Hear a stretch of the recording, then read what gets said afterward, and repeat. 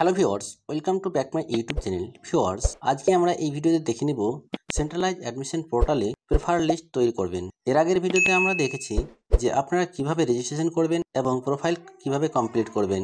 তো আজকে আমরা এই ভিডিওতে দেখে নেব যে কিভাবে আপনারা প্রেফার লিস্ট তৈরি করবেন। স্টেপ বাই স্টেপ কিন্তু আজকে আমরা এই ভিডিওতে দেখিয়ে দেব। তো ভিডিওটি শুরু থেকে শেষ পর্যন্ত দেখবেন। আশা করি ভিডিওটি ভালো লাগবে। যদি ভিডিওটি ভালো লাগে তাহলে লাইক এবং শেয়ার করে দেবেন। আর আপনারা যদি আমাদের চ্যানেল নতুন দর্শক হয়ে থাকেন তাহলে এইরকম ইনফরমেশন পাওয়ার জন্য অবশ্যই চ্যানেলটিকে সাবস্ক্রাইব করে দেবেন। তো চলুন শুরু করা যাক। তো ভিউয়ার্স, আপনাদের প্রোফাইল এরকমভাবে কমপ্লিট হয়ে যাবে। তারপরে আপনারা এরকম একটা অপশান পাবেন। এখানে দেখতে পাচ্ছেন মাই প্রেফার লিস্ট।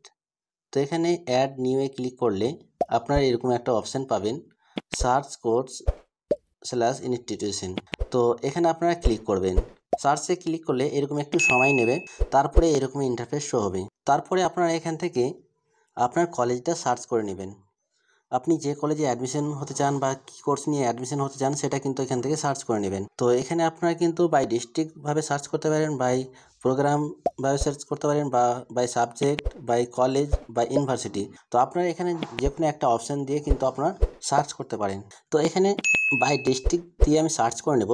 প্রথমে এখানে ডিস্ট্রিক্টটা সিলেক্ট করে নিতে হবে, তারপরে এখানে প্রোগ্রামটা সিলেক্ট করে নিতে হবে, তারপরে এখানে কলেজটা সিলেক্ট করে নিতে হবে, তারপরে এখানে সার্চে ক্লিক করবেন।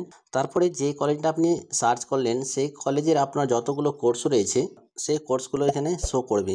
তো এখানে আপনারা কোর্সগুলো দেখতে পাবেন, শো করবে, এখানে সমস্ত কোর্সগুলো শো করবে। তারপরে আপনাকে যেটা করতে হবে, প্রথমত আপনি সেই কোর্সের জন্য এলিজিবল কিনা সেটা প্রথমে চেক করে নিতে হবে। তার জন্য আপনারা এখানে চেক এলিজিবিলিটিতে ক্লিক করবেন। চেক এলিজিবিলিটিতে ক্লিক করলে এখানে আপনারা কিন্তু দেখতে পাচ্ছেন সাকসেসফুল ইউ আর এলিজেবল। তো এখানে কিন্তু আপনি সেই কোর্সের জন্য এলিজেবল এখানে বলে দেবে। তারপর যখন আপনারা এলিজেবল হয়ে যাবেন তখন কিন্তু আপনারা এখানে অ্যাড প্রেফার লিস্ট এখানে ক্লিক করবেন। তারপরে এরকম একটা পপ আপ শো হবে। তো এখানে বলছে চুজ সাবজেক্ট কম্বিনেশন। তো এখানে আপনাকে চুজ করে নিতে হবে একটা সাবজেক্ট কম্বিনেশন সাবজেক্ট। তারপরে এরকম ইন্টারফেস শো হবে। তো আপনাকে সেই সাবজেক্টের জন্য কত টাকা পেমেন্ট করতে হবে এখানে কিন্তু আপনারা ইন ডিটেলসে দেখতে পাবেন, এবং টোটাল 4টা সেমিস্টারে কত টাকা লাগবে সমস্তটাই কিন্তু এখানে দেখতে পাবেন। তারপরে আপনারা মেজর কম্বিনেশনটা সিলেক্ট করে নেবেন। তারপরে এখানে প্রসিডে ক্লিক করবেন। প্রসিডে ক্লিক করার পর এরকম একটা পপআপ শো হবে। তো আপনি এই প্রেফার লিস্টটাকে আপনি কয় নম্বরে রাখতে চান সেটা এখানে দিয়ে দেবেন। তো ধরে নিন যে আমি এখানে 1 নম্বরে রাখতে চাই, সেখানে আমি 1 কিন্তু দিয়ে দেবো। তারপরে এখানে অ্যাডে ক্লিক করে দিতে হবে। তারপরে এরকম পপআপ শো হবে। এখানে বলছে successfully add to prefer list. এখানে কিন্তু আমার প্রেফার লিস্ট অ্যাড হয়ে গেছে। তারপরে যদি আপনি আরও যদি অ্যাড করতে চান তাহলে এখানে কন্টিনিউ সার্চ, বা যদি আপনার প্রেফার লিস্টটা দেখতে চান তাহলে এখানে গো টু প্রেফার লিস্ট এখানে ক্লিক করবেন। তারপরে আমরা এখানে কন্টিনিউ টু সার্চে ক্লিক করে দেবো। তারপরে আবার আমরা একটা কোর্স একই রকমভাবে অ্যাড করে নেব। তারপরে আমরা আবার একই রকমভাবে আরেকটি কোর্স প্রেফার লিস্টে অ্যাড করে নেব। তার জন্য আমরা এখানে অ্যাড প্রেফার লিস্টে ক্লিক করে দেব। সেই কোর্সের সমস্ত ফিস স্ট্রাকচার দেখা যাবে এখানে, আপনারা সেটা দেখে নেবেন। তারপরে আপনারা এখানে টিক দিয়ে দেবেন, সাবজেক্ট কম্বিনেশনে এখানে টিক দিয়ে দেবেন। তারপরে এখানে প্রসিডে ক্লিক করবেন। তারপরে আপনারা দ্বিতীয়বার যেটাকে আপনারা সিলেক্ট করলেন সেটাকে আপনি ক নম্বরে রাখতে চান সেটা এখানে সিলেক্ট করে নেবেন। তারপরে এখানে অ্যাডে ক্লিক করবেন। তারপরে অ্যাড সাকসেসফুলি হয়ে যাবে। তারপরে এরকম ইন্টারফেস শো হবে। আপনার প্রেফার লিস্টটা ঠিক এরকম শো হবে। আপনাদের এখানে বলে রাখি, আপনারা মোট 25টি কোর্স অ্যাড করতে পারবেন। সেটা হোক একটি কলেজের বা অন্য কলেজের, যে কোনো কলেজের আপনারা 25টি কোর্স কিন্তু অ্যাড করতে পারবেন। সেই 25টি কোর্সের 7 তারিখের আগে আগে আপনারা যে কোনো সময় চেঞ্জ করতে পারবেন আপনার প্রেফার লিস্টটা। ধরে নিন যে এখানে আপনি 2 নম্বরটাকে 1 নম্বরে নিতে চান, তাহলে আপনারা এখানে অ্যারোতে ক্লিক করবেন, তাহলে সেটা কিন্তু ওপরে চলে যাবে। বা 1 নম্বরটাকে আপনি 2 নম্বরে নিচে নিয়ে আসতে চান, তাহলে আপনার 1 নম্বরের অ্যারোতে ক্লিক করবেন, তাহলে সেটা কিন্তু নিচে চলে আসবে।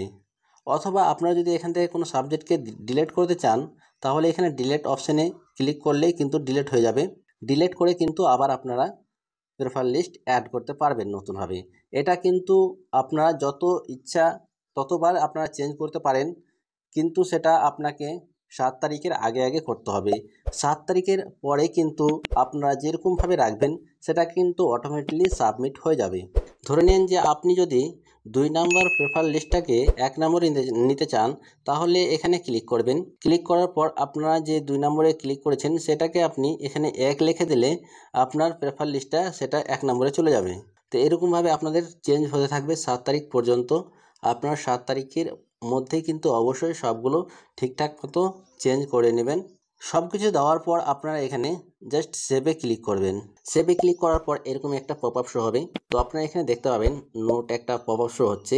তো এখানে বলছে the applicant can edit eligible fields only and submit the application form till of the last date of application. অর্থাৎ আপনারা অ্যাপ্লিকেশন লাস্ট ডেট অবধি আপনারা এখানে এডিট করার অপশানটা পাবেন। তারপরে এখানে বলছে are you sure that you want to submit you have made to prefer list. তো এখানে যেহেতু আমরা দুটোই কিন্তু প্রেফার লিস্ট সিলেক্ট করেছি, তো এখানে কিন্তু 25টার মধ্যে দুটো রয়েছে। তো এখানে যদি আপনারা শিওর থাকেন তাহলে এখানে এসে ক্লিক করে দেবেন। কমপ্লিট সেভে ক্লিক করলে আপনারা আপনাদের অ্যাপ্লিকেশান এবং প্রেফার লিস্টটা এখানে দেখতে পাবেন। তো এইরকমভাবে আপনারা প্রেফার লিস্টটা কমপ্লিট করতে পারবেন।